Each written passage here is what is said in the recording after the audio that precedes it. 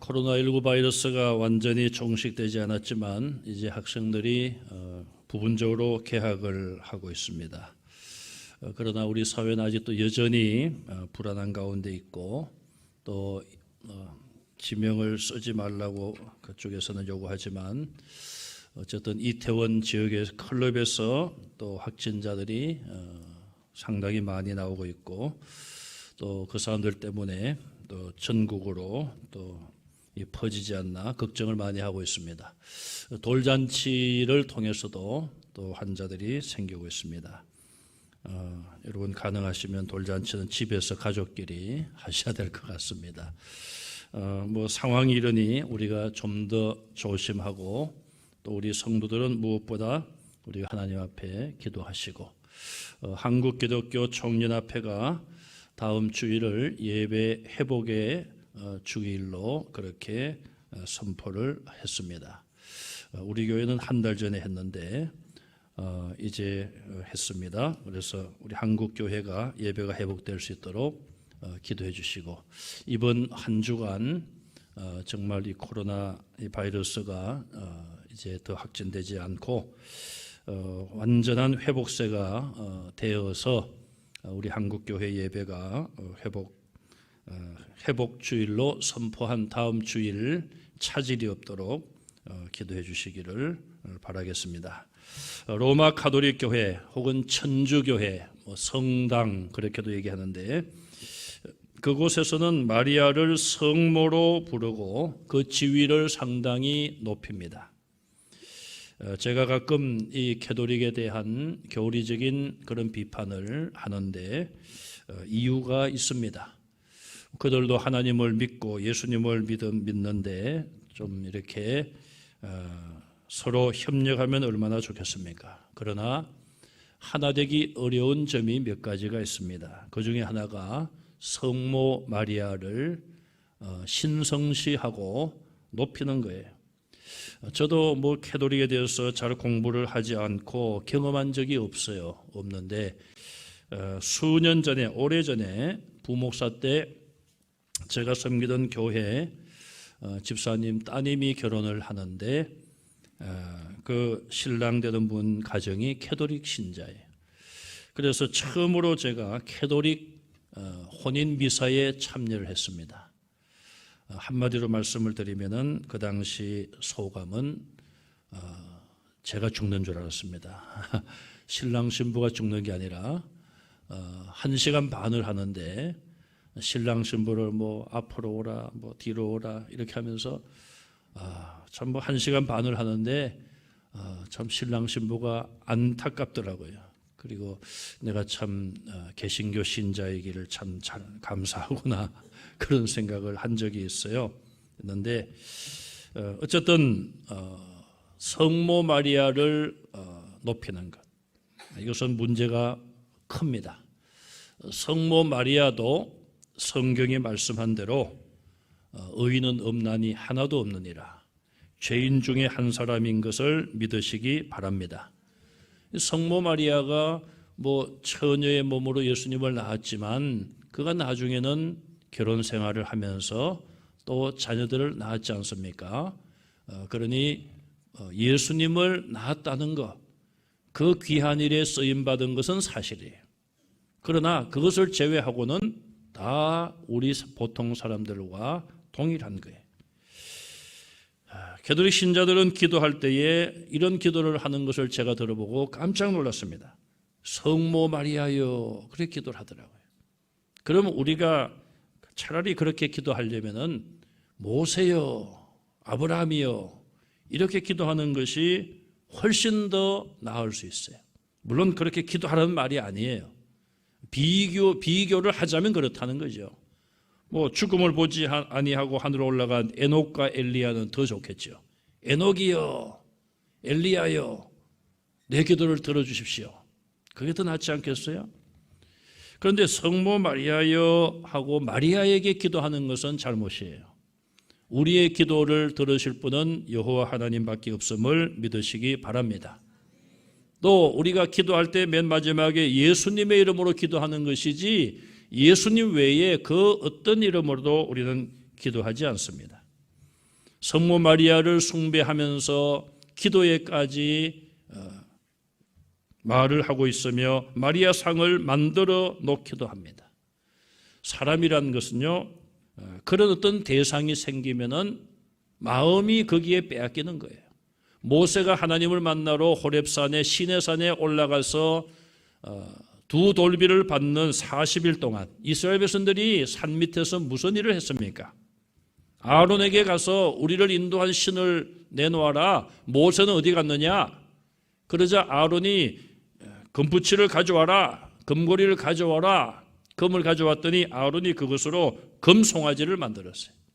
그래서 하는 말이 이것이 우리를 애굽에서 인도해낸 신이다. 그렇게 만들어 놓으니까 이스라엘 백성들이 그것을 신으로 우상으로 숭배하고 거기 예배하고 그렇게 한 거예요. 안 만들었으면은 그런 짓을 안 하는 것이죠. 하나님은 분명히 계명 가운데 나 외에 다른 신을 내게 두지 말라. 하늘의 형상이나 땅의 형상이나 땅 아래 형상이나 아주 세밀하게 말씀했어요. 공중에 날아다니는 것들이나 땅에 존재하고 있는 것들이나 땅 아래 바닷속에 있는 것들이나 그 어떤 형상이라도 만들지 말라고 그랬어요. 그래서 사실 사람들을 기리고 그의 업적을 높인다고 해서 동상을 세우는데 저는 개인적으로 그런 사람의 동상을 세우는 것은 별로 좋지 않게 생각을 해요. 그 당시에는 세워놨다가 요즘 어떻게 됩니까? 세상이 바뀌니까 또 세워놓은 거 끌어내린다고 또 난리를 해요. 제가 수년 전에 캄보디아에 가봤더니 거기에 박물관이 있어요. 박물관이 있고 동남아 가면은 그런 박물관들이 있는데 그 박물관에 가보면요, 그 옛날에 만들어 놓은 불상이라든지 또 어떤 사람의 어떤 형상이라든지 그 수백 년, 수천 년 전에 그들의 조상들이 섬겼던 어떤 그런 모형들이 있어요. 그런데 그것이 온전히 존재하면은 예술적인 가치라도 있겠습니다만은 어떤 거는 팔이 잘려나가고 어떤 거는 또 목이 잘려나가고 목이 잘린 걸 왜 그다 갖다 놓는지 모르겠어요. 오래됐다고 하는지 몰라도. 그런 것을 만들어 놓았다는 것은 그 당시에 우상으로 섬겼다는 거예요. 여러분 지금 동남아에 가서 보시면은 지금은 코로나 때문에 못 가시겠습니다만은 동남아 쪽에 가면은 그런 많은 것들이 있어요. 많은 것들을 수백 년, 수천 년 전에 만들어서 그들의 조상들이 섬겼어요. 캄보디아만 하더라도 수백 년 전에는 그들의 조상들이 그 지역의 반도를 다 점령하고 호령을 했던 강대국이에요. 얼마나 그들의 문화가 찬란했던지 앙코르왓에 가면은 그 돌벽에다가 그 당시의 문화를 그림으로 새겨놨어요. 큰 돌에다가 그냥 전체가 돌인데 거기다가 새겨놨는데 그 내용들을 들여다보면은 그 당시의 문화가 얼마나 찬란했는가 그걸 보여주는데 지금은 어떻습니까? 캄보디아는 1970년대에 킬링필드라고 해서 지식층들을 다 숙청했어요. 지금도 온 전국의 땅을 파헤치면은 그 당시에 묻혔던 유골들이 나올 정도로 지금은 동남아 가운데서도 아주 어려운 나라가 되었고 그래서 우리가 그곳에 박운영 선교사님을 파송까지 했어요.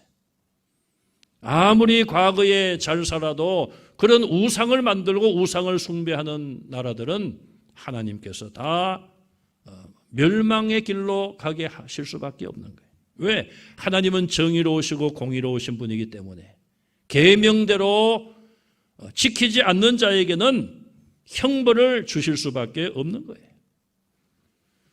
남비에도 여러 나라들이 캐톨릭 국가인데 캐톨릭 국가들 보세요. 얼마나 그들이 현실적으로 개신교 국가들과 비교해 보면 어려운가 그런 것을 볼 수 있어요. 자, 어쨌든 이 성모라 칭하면서 마리아를 굉장히 높이고 있어요. 그러나 그 마리아를 우리가 같은 사람의 입장에서 참 큰 일을 했구나. 어떻게 여인이 감당하기 어려운 그런 일을 했을까? 또 예수님을 출산했으니 얼마나 영광일까?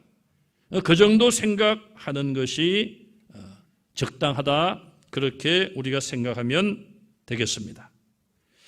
제사장 사가랴에게 나타나서 아들을 낳으리라, 이름을 요한이라 하라, 그런 메시지를 던졌던 가브리엘은 이제 6개월이 지나서 그가 나사렛 동네로 가게 됩니다.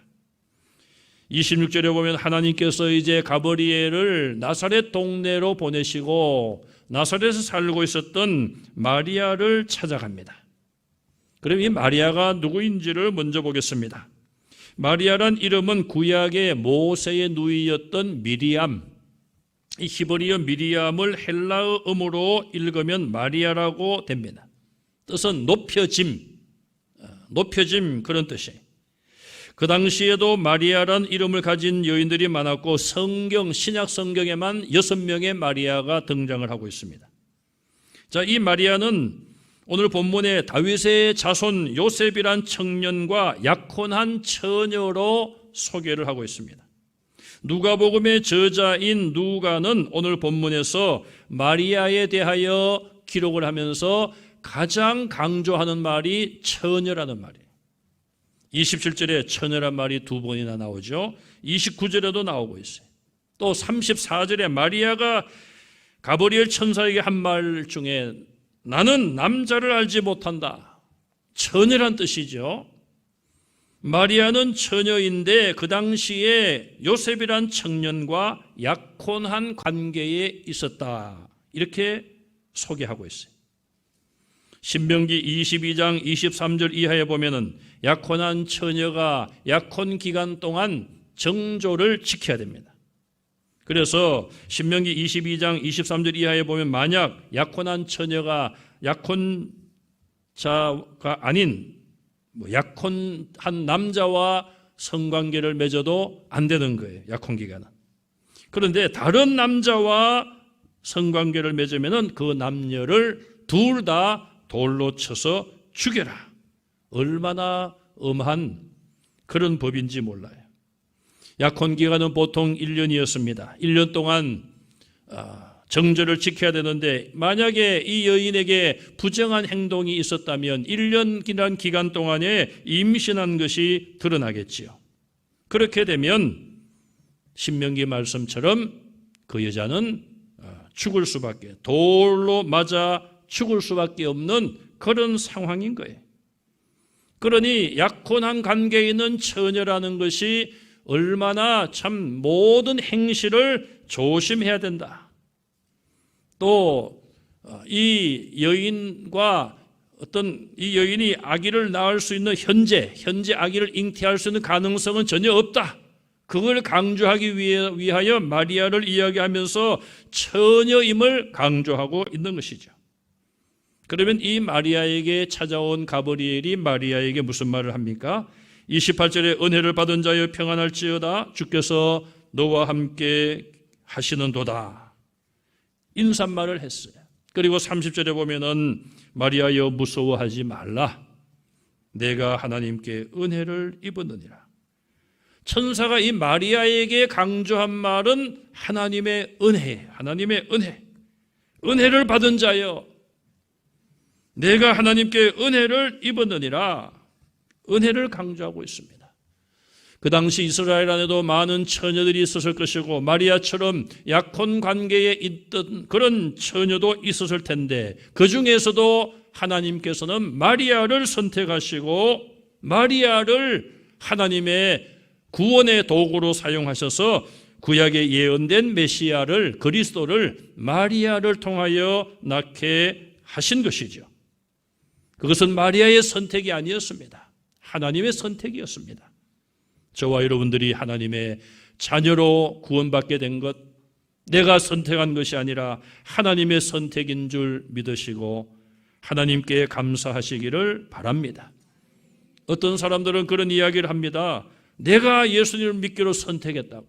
물론 우리가 마음에 결단하고 하나님께로 나온 건 사실입니다. 그러나 그것까지도 내 힘이 아니라 내 의지가 아니라 하나님의 주신 믿음과 하나님이 주신 의지로 구원의 길에 나오게 되었다. 이렇게 고백을 하는 것이 하나님의 은혜를 잊지 않는 성도들의 고백이 되는 거예요. 또 천사는 마리아에게 무서워하지 말라고 하면서 내가 잉태하여 아들을 낳으리니 이름을 예수라 하라. 이게 뭐 무서울 정도가 아니라 까무라칠 정도가 아니겠어요? 이 약혼 관계에서 정절을 지켜야 될 이 처녀에게 지금 내가 아들을 잉태하리라. 잉태하여 아들을 낳으리니 그 이름을 예수라고 하라. 앞에 사가랴가 들었던 말과 비슷하지 않습니까? 물론 사가랴는 부부관계를 가지고 있었고 남편과 아내로 살아가고 있었습니다. 나이가 많았지만은 그러나 이 마리아의 경우는 다르지 않습니까? 아직은 부부로 생활하지 아니한 그런 가운데 어떻게 아기를 임신할 수 있다는 이야기입니까? 그리고 태어날 그 아기 예수님이 어떤 분이 될 것인가 그것을 소개하고 있죠. 그가 큰 자가 되고 하나님의 아들로 일컬음을 받으리라. 다윗의 왕위를 하나님께서 그에게 주고 그의 나라는 영원 무궁하리라. 천국을 의미하겠죠. 자, 엄청난 그런 말들을 지금 천사가 마리아에게 했습니다. 34절에 마리아가 말한 것처럼 그는 지금 아직 약혼 기간에 있으며 부부로서의 생활을 하지 않는 가운데 어떻게 내가 처녀인데 아들을 잉태할 수 있습니까? 그렇게 질문하고 있어요. 만약 지금 아들을 잉태한다면 약혼 기간인데 임신을 하게 된다면 파혼을 당하든지 돌에 맞아 죽든지 둘 중에 하나일 거예요. 실제로 마태복음 1장 18절에 보면 마리아의 약혼자인 요셉이 어느 날 자기의 약혼녀 마리아가 임신한 것을 눈치챕니다. 그런데 이 요셉은 착한 사람이에요. 의로운 사람이에요. 그걸 문제 삼기를 원치 않았습니다. 내가 이걸 문제 삼으면은 저 마리아가 죽을 텐데, 돌에 맞아 죽는데. 요셉에게는 무슨 잘못이 없지 않습니까? 그러니 마리아가 돌에 맞아 죽을 테니 내가 조용히 덮고 좀 내 마음이 괴롭지만 잊어버리면 되지. 그런 마음으로 파혼을 하려고 했어요. 그때 천사가 요셉에게 나타나서 설명하지 않습니까? 그랬더니 요셉이 그 말씀을 하나님의 말씀으로 받아들이고 마리아를 데려와서 이제 부부로서 살아가지만 예수님을 출산할 때까지 잠자리를 같이 하지 않습니다. 자, 이 요셉이 참 얼마나 선하고 의로운 사람인지를 보여주는 거예요. 요셉이 그렇게 가만히 끊고자 할 정도로 약혼 기간에 있었던 여인이 아기를 임신하는 것은 정말 인간 사회에서는 심판받을 그런 일입니다. 천사의 말을 들은 마리아의 반응은 그가 처음에 하나님의 은혜를 받은 자여 인사를 받을 때부터 그의 마음속에 나에게 어떻게 이런 인사를 하는가? 아니 천사가 어떻게 나에게 이런 인사를 할까? 그것은 마리아 자신의 겸손을 의미할 것입니다.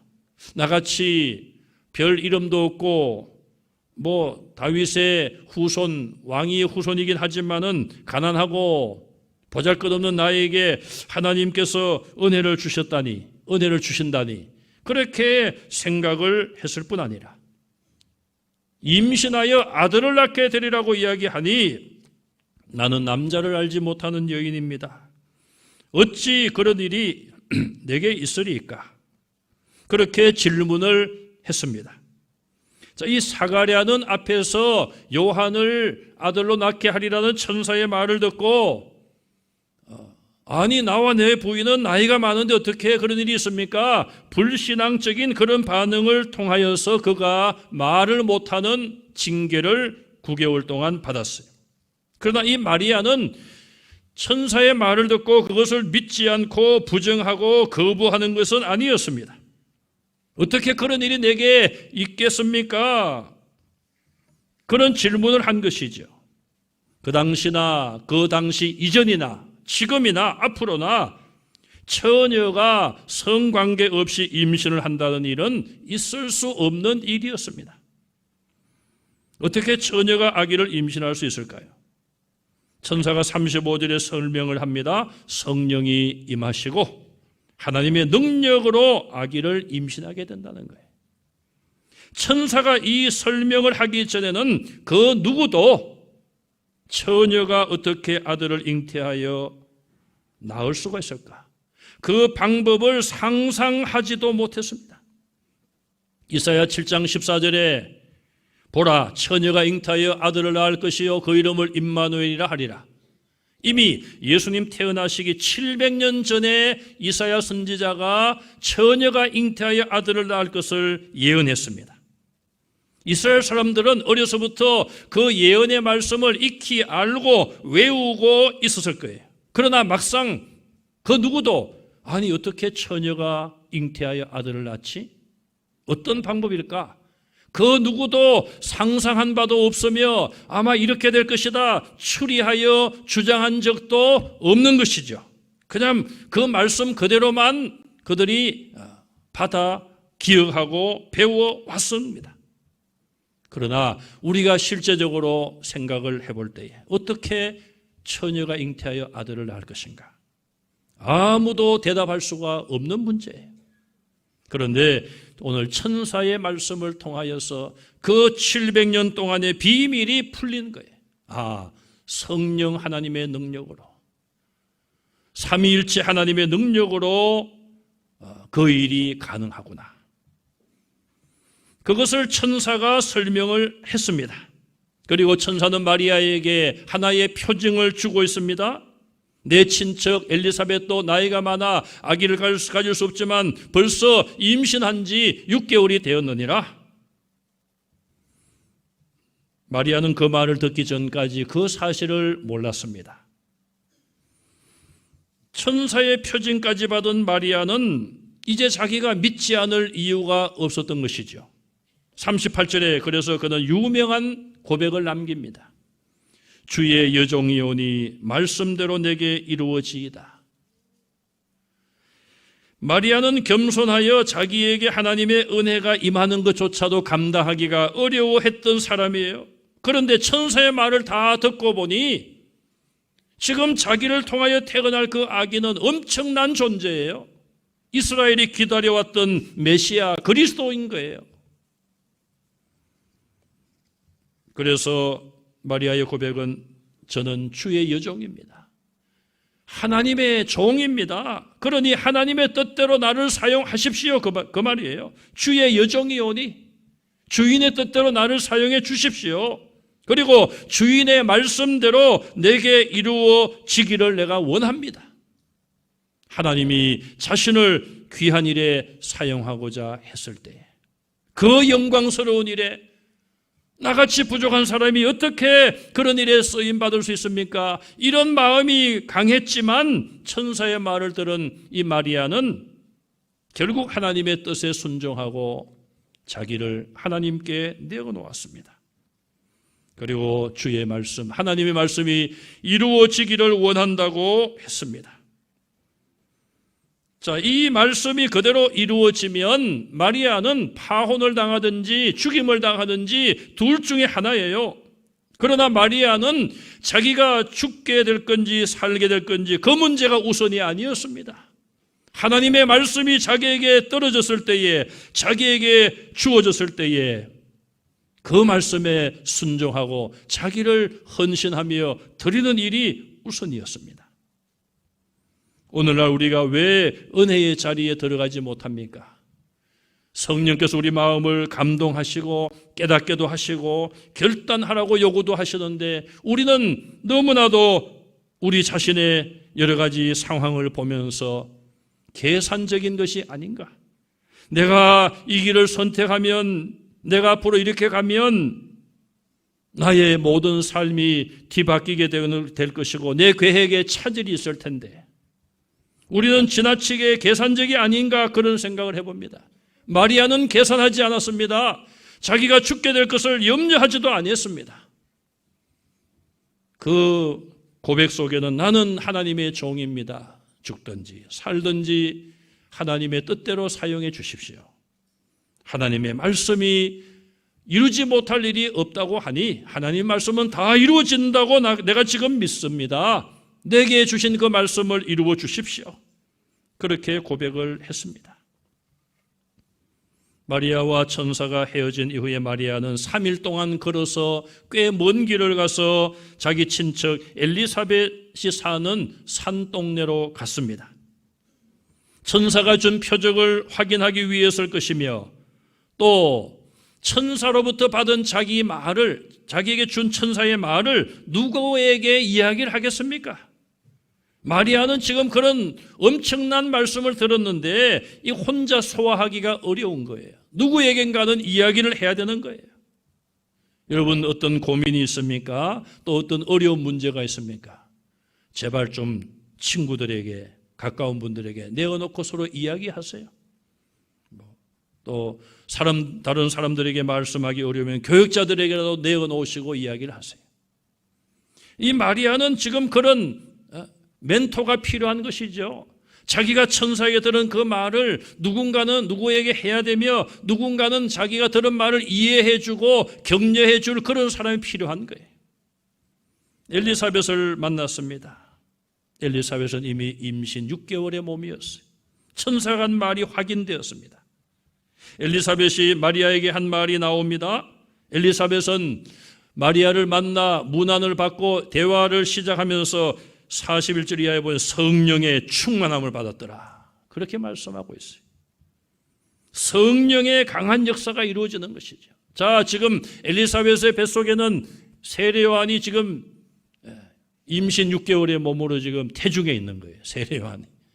그리고 마리아의 몸에도 예수님이 이제 생겨났겠죠. 참 재미있지 않습니까? 예수님과 세례 요한은 이미 그때 만난 거예요. 태중에 있을 때 만난 거예요. 그랬는데 놀라운 일이 있습니다. 엘리사벳이 그런 이야기를 합니다. 내가 당신의 문안을 받으니 내가 문안을 지금 인사를 받으니 내 뱃속에서 아기가 뛰어놀고 있습니다. 상당히 과장법이죠. 아기가 뭐 운동장입니까? 뛰어놀게. 발길질을 하고 뭐 그랬다는 거겠죠. 태동을 많이 느꼈다는 거겠죠. 자, 이 누가복음을 기록한 저자는 의사 누가예요. 누구보다도 생명의 잉태가 어떻게 되는지를 알고 있는 사람이에요. 그런데 이 누가는 이미 엘리사벳이 나이가 많았지만 하나님의 능력으로 물론 뭐 남편과 아내 그런 관계가 있었습니다만 하나님께서 그래도 생명을 잉태할 수 있는 그런 은혜를 그에게 베풀어 주셔서 이미 임신 6개월이 되었고 이것도 사실은 의사 누가는 인간적인 생각으로는 이해가 안 되는 부분인데 그가 기록했다는 것은 누가의 믿음을 알 수 있는 거예요. 또 이 마리아는 지금 그보다 더 하지 않습니까? 아직 부부 생활을 하지 아니한 처녀의 몸에 하나님께서 아기를 가지게 하셨다. 이것을 지금 누가가 믿고 기록을 한 것이죠. 엘리사벳은 마리아의 믿음을 칭찬하고 그에게 축복하는 그런 말을 했습니다. 우리는 오늘 이 본문을 통하여 마리아의 겸손을 볼 수 있어요. 또 마리아는 하나님의 말씀이 반드시 성취된다는 믿음을 그에게서 볼 수 있고 또 하나님의 말씀이 그에게 던져졌을 때에 하나님이 주신 사명이 그에게 주어졌을 때에 피하지 않고 순종했습니다. 겸손과 믿음과 순종은 하나님의 말씀, 하나님의 약속을 성취하는 기적을 가져옵니다. 오늘 우리도 이런 아름다운 겸손과 믿음과 순종의 삶을 통하여 하나님의 말씀에 기록된 귀한 약속과 축복이 우리의 삶 가운데 성취되는 은혜가 있으시기를 주님의 이름으로 축원합니다. 아멘.